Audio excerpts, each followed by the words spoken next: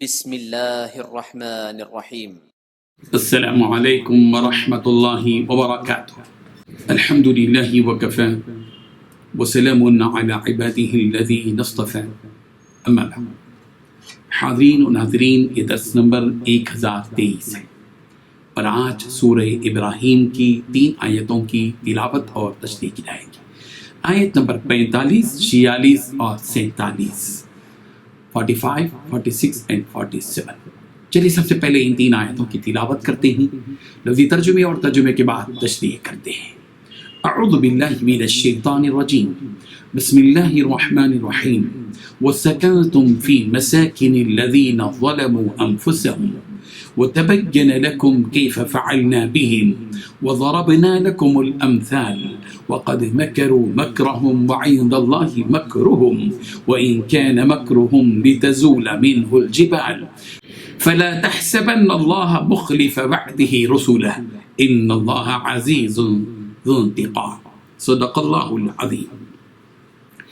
لفظی ترجمہ یوں ہے، وَسَكَنْتُمْ، اور تم آباد تھے، فی مساکن الذین، ان لوگوں کے گھروں میں جنہوں نے ظلموا انفسہم، اپنی جانوں پر ظلم کیا تھا، وتبین لکم، اور تمہارے لیے واضح ہو گیا تھا، کیف فعلنا، کہ ہم نے کیسا سلوک کیا، بہم، ان کے ساتھ، وضربنا، اور ہم نے بیان کی تھیں، لکم الامثال، تمہارے لیے مثالیں، وقد مکروا، اور تحقیق انہوں نے مکر کیے تھے، مکرہم، اپنے مکر، وعند اللہ، اور اللہ کے پاس ہیں، مکرہم، ان کے مکر، وَإِنْ كَانَ مَكْرُهُمْ، اور نہیں تھے ان کے مکر، لِتَزُولَ، کہ ہل جاتے، مِنْهُ الْجِبَالُ، بوجہ ان کے مکروں کے پہاڑ۔ فلا تحسبن اللہ، چنانچہ ہرگز گمان نہ کریں آپ اللہ کو، مخلف وعدی، کہ اپنے وعدے کی خلاف کرنے والا ہو وہ رسولہ، اپنے رسولوں سے، ان اللہ، بے شک اللہ، عزیز، نہایت غالب ہے، ذو انتقام، انتقام لینے والا ہے۔ ترجمہ یوں ہے، جو لوگ اپنے آپ پر ظلم کرتے تھے، تم ان کے مکانوں میں رہتے تھے، اور تم پر ظاہر ہو چکا تھا کہ ہم نے ان لوگوں کے ساتھ کس طرح کا معاملہ کیا تھا، اور تمہارے سمجھانے کے لیے مثالیں بھی بیان کر دی تھیں، اور انہوں نے بڑی بڑی تدبیریں کی، اور ان کی سب تدبیریں اللہ کے ہاں لکھی ہوئی ہیں، گو وہ تدبیریں ایسی غضب کی تھیں کہ ان سے پہاڑ بھی ٹل جائے۔ تو ایسا خیال نہ کرنا کہ اللہ نے جو اپنے پیغمبروں سے وعدہ کیا ہے اس کے خلاف کرے گا، بے شک اللہ زبردست اور بدلہ لینے والا ہے۔ ان 3 آیتوں میں 8 باتیں بتلائی گئی ہیں۔ پہلی بات، تم ان لوگوں کی بستیوں میں رہ چکے تھے جنہوں نے اپنی جانوں پر ظلم کیا تھا۔ دوسری بات، یہ بات کھل کر سامنے آ چکی تھی کہ ہم نے ان کے ساتھ کیسا سلوک کیا۔ تیسری بات، ہم نے تمہیں مثالیں بھی دی تھی۔ چوتھی بات، وہ لوگ اپنی ساری چالیں چل چکے تھے۔ پانچویں بات، ان کی ساری چالوں کا توڑ اللہ کے پاس تھا۔ چھٹی بات، چاہے ان کی چالیں ایسی کیوں نہ ہو جن سے پہاڑ بھی اپنی جگہ سے ٹل جائیں، ہل جائیں۔ ساتویں بات، لہٰذا ان کے بارے میں ہرگز یہ خیال بھی دل میں نہ لانا کہ اس نے اپنے پیغمبروں سے جو وعدہ کر رکھا تھا اس کی خلاف ورزی کرے گا۔ آٹھویں بات، یقین رکھو کہ اللہ اپنے اقتدار میں سب پر غالب ہے۔ بزرگان محترم، گزری ہوئی قوموں اور ان کے انجام سے سبق حاصل کرنے اور اپنے آپ کو اس برے انجام سے بچانے کے لیے یہ بات کہی جا رہی ہے کہ جو لوگ اپنے آپ پر کفر و شرک کے ذریعے ظلم کرتے تھے، تم لوگ ان کے مکانوں میں رہتے تھے، اور ان کی بستیوں کی سیر بھی تم کر چکے ہو، جن بستیوں کے رہنے والوں نے اپنے آپ پر ظلم کیا تھا، اور ان پر اللہ کا عذاب آیا اور وہ ہلاک و تباہ و برباد ہو گئے۔ تمہیں معلوم ہے کہ ان کے کرتوتوں کی وجہ سے اور ان کے نبیوں کو جھٹلانے اور انکار کرنے کی وجہ سے، نیز حق کی دعوت سے ان نبیوں کو روکنے کے نتیجے میں ان لوگوں کو ہم نے کس طرح سزا دی اور ان کو ہلاک کر دیا، اور تمہارے سامنے یہ حقیقت ظاہر ہو گئی کہ ان سب کا انجام رسوائی، ذلت اور تباہی کے سوا اور کچھ نہ ہوا۔ جب رب ذوالجلال نے ان گزری ہوئی قوموں کے ساتھ یہ معاملہ کیا تو یہ بات جان لو کہ اگر تم بھی اسی قسم کی حرکت کرو گے تو تمہارے ساتھ بھی یہ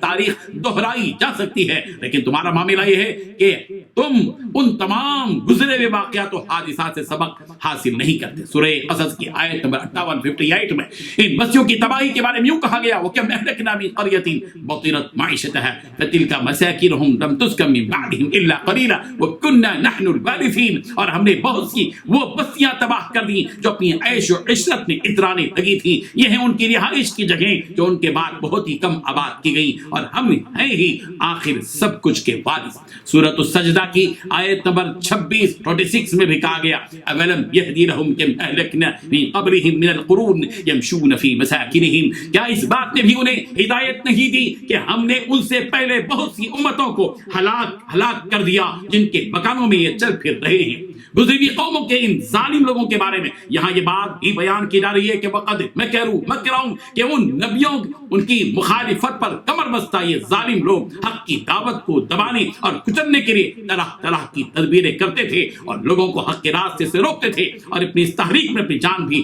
لگاتے تھے اور اپنا مال بھی لگاتے تھے۔ ان کی یہ تدبیریں ایسی تھیں جن کی وجہ سے پہاڑ بھی اپنی جگہ سے ٹل سکتے تھے۔ حق کو باطل ثابت کرنے اور باطل کو عام کرنے میں ان لوگوں نے اپنی ساری طاقتیں جھونک دی تھیں۔ اللہ تعالیٰ فرما رہے ہیں وَعِنْدَ اللَّهِ مَكْرُهُمْ، اللہ کے سامنے ان کی یہ تدبیریں ہیں، یعنی اللہ تبارک و تعالیٰ کو ان کی تدبیروں کا پورا علم تھا، اور اللہ تبارک و تعالیٰ کو اس کا بھی علم تھا کہ اس کی سزا کیا ہوگی۔ جب اللہ تبارک و تعالیٰ کو یہ سب کچھ معلوم ہے تو وہ ضرور ان کو اس کا بدلہ دے گا، اور ان سخت ترین حساب اور ان سے سخت ترین حساب لیا جائے گا، باوجود یہ کہ ان کی تدبیریں ایسی طاقتور تھی کہ پہاڑ بھی اپنے جگہ سے ٹل جائیں، مگر ان کی تدبیروں سے پہاڑ ٹل نہ سکیں گے۔ مفسرین نے یہاں یہ بات لکھی ہے کہ پہاڑوں سے مراد اللہ تبارک و تعالیٰ کی آیتیں اور اس کی شریعت ہے، اس لیے کہ اللہ تبارک و تعالیٰ کی آیتوں کی مثال مضبوط پہاڑوں کی سی ہے۔ کافروں کی ان تدبیروں سے اللہ کے دین اور اس کی شریعت پر کوئی فرق نہیں پڑے گا، فرق تو ان کے مکر کرنے والوں کی ذات پر پڑے گا۔ اب رسول رحمت صلی اللہ علیہ وسلم سے کہا جا رہا ہے کہ پیغمبر مشرکین کی ان تدبیروں سے اور ان پر عذاب نہ آنے کی وجہ سے آپ ہرگز یہ خیال نہ کریں کہ اللہ تبارک و تعالیٰ اپنے وعدے کی خلاف ورزی کرے گا، یعنی اللہ تبارک و تعالیٰ نے جو وعدہ کیا کہ ہم رسولوں کو جو ایمان لائے ان کی مدد کریں گے، اللہ تبارک و تعالیٰ اپنے ارادے میں غالب ہے اور اس کے ارادے کو کوئی ٹال نہیں سکتا۔